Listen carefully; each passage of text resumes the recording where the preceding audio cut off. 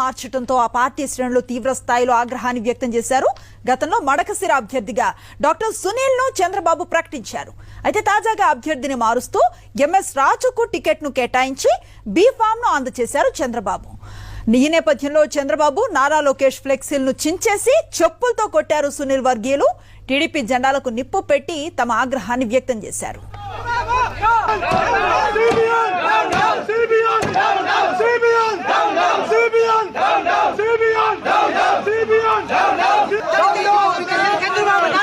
దళితులను మోసం చేసిన చంద్రబాబు, దళితులను మోసం చేసిన చంద్రబాబు, దళితులను మోసం చేసిన చంద్రబాబు, దళితులను మోసం చేసిన చంద్రబాబు.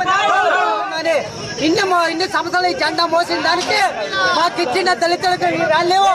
ఇదే చూడండి, ఈ రోజు జెండాలు ఆశీర్వదించి పంపించండి.